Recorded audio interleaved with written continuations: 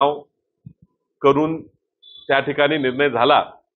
जागा वाटपाचा तिढा हा थोडा अनपेक्षितरित्या ह्या ठिकाणी मध्येच आला. आम्हाला कुणालाही ह्या पद्धतीची अपेक्षा नव्हती. मात्र हे हा जे घडले ते घडते. तरी सुद्धा कुणी का जागा मागितली, कशी मागितली, ह्या कुठल्याही वादात न पडता एक संयम आमच्या सर्व जिल्हा नेत्यांनी पाळला. आमदार विक्रमदादा असतील, जयश्रीताई वहिनी असतील, आमचे जिल्हा शहर अध्यक्ष पृथ्वीराज पाटील असतील, सर्व कार्यकर्ते असतील, आम्ही कुणीही, मी सुद्धा कुठलंही वक्तव्य केलं नाही. मात्र गेल्या काही दिवसांपासून सांगलीविषयी प्रसार माध्यमांमधनं खूप मोठी चर्चा होताना दिसून आलेली आहे.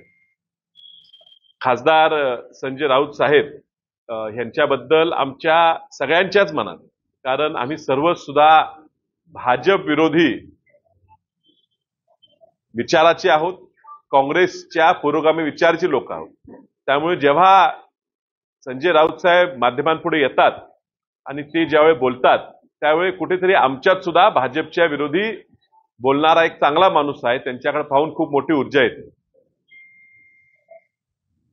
महाराष्ट्रात वसंतदादांच्या काळापासून मुंबईत मराठी माणसं भरपूर आहेत आणि त्या मराठी माणसांना मुंबईत आवाज नाही आणि तो आवाज निर्माण झाला पाहिजे ह्या हेतूनं वसंतदादांनी सुद्धा मुख्यमंत्री असताना, मुख्यमंत्रीच्या काळाच्या आधी सुद्धा शिवसेना हीच मराठी माणसांचा आवाज होऊ शकेल हा प्रयत्न समजून त्यांनी शिवसेनेला त्या काळात त्यांचेही बाळासाहेब ठाकरेंचे साहेबांचे खूप चांगले संबंध होते, स्नेह होते आणि त्यातनं ते आवाज शिवसेनेचा तयार झाला पाहिजे या हेतूनं त्यांनी मदत केली. निश्चितच संजय राऊत साहेब हे शिवसेनेचा, मराठी माणसाचा, आज पुरोगामी नेतृत्वाचा आवाज आहे. मात्र हा आवाज सांगलीकरांनी त्यांना दिला, तोच आवाज सांगलीकरांच्या विरोधात येऊन सांगलीत वापरला गेला आणि त्यामुळे थोडी खंत आमच्या सगळ्यांच्या मनात त्या ठिकाणी जाणवते आणि त्यामुळे आज आम्ही या ठिकाणी बोलायला आलेलो आहे.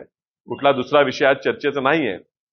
खासदार साहेबांनी आमच्या नेते विश्वजित कदम साहेब यांचा प्रत्यक्ष अप्रत्यक्षरित्या त्यांच्याबद्दल काहीतरी बोलणी केली आणि आजपर्यंत आम्ही थांबलेलो, आजपर्यंत विश्वजित कदम जे माध्यमांपुढे बोलत होते, जी सांगलीच्या जागेबद्दल भावना मांडत होते, ती काय भावना त्यांची एकट्याची वैयक्तिक नव्हती, ती माझी, दादांची, वहिनींची, बाबांची, ती सांगली काँग्रेसच्या प्रत्येक कार्यकर्त्याची, ती सांगलीच्या प्रत्येक जनतेचा आवाज म्हणणं हे विश्वजित कदम मांडत होते.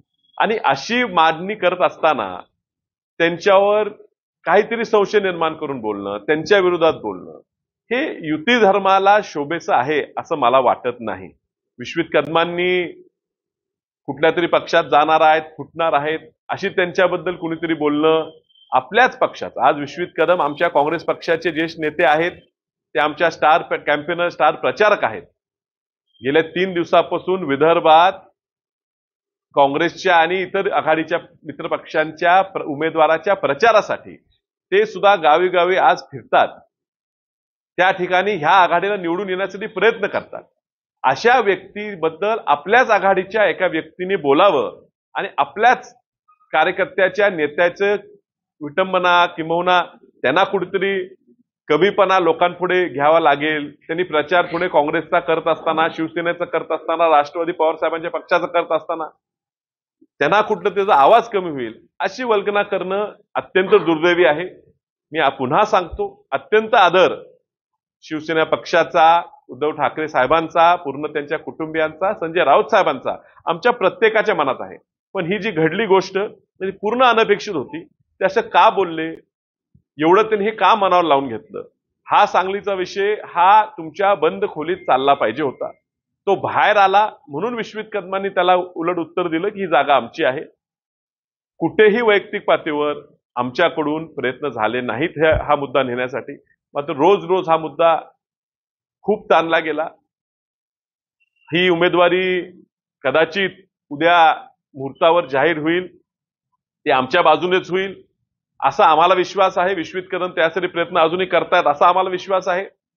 आता हा निर्णय व्हायच्या आधी सांगलीत यायचं कारण काय? राज्यात निवडणूक लागलेली आहे, देशात राऊत साहेबांची मागणी आहे की त्यांनी बाहेर येऊन भाषणं करावीत. त्यातले 2-3 दिवस ह्या ठिकाणी का वाया घालवावे? हे अजून आम्हाला कोडं सुटलेलं नाहीये.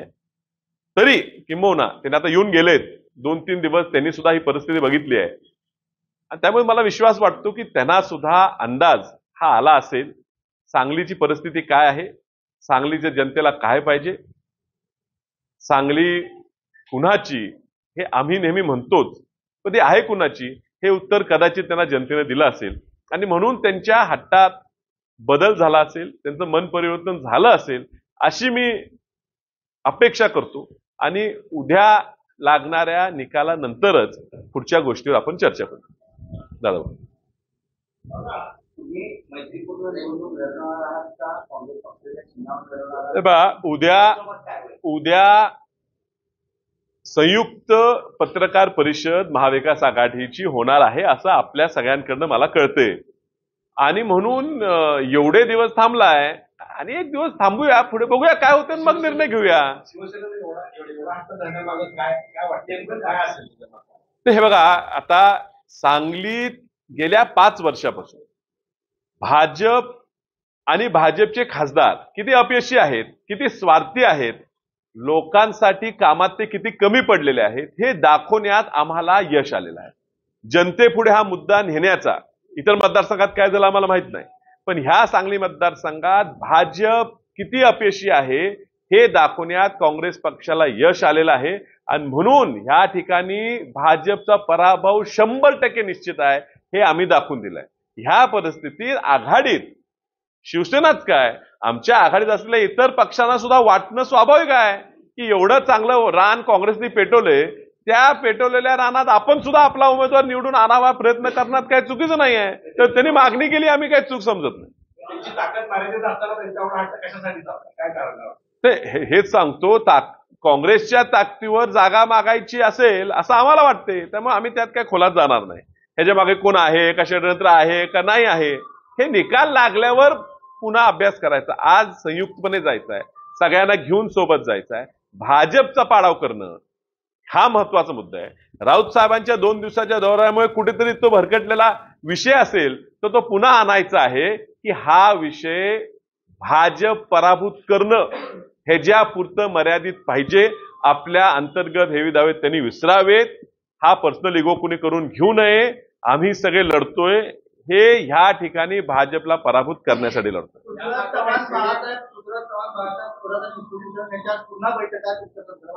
मी पुन्हा सांगतो की डॉक्टर विश्वजित कदम हे काँग्रेस पक्षासाठी शेवटपर्यंत लढतायत. आम्ही त्यांना ती जबाबदारी दिली होती. आम्ही सगळ्यांनी मिळून सांगितलं की आम्ही कुठेही तिकीट मागायला परस्पर जाणार नाही, काही प्रयत्न करणार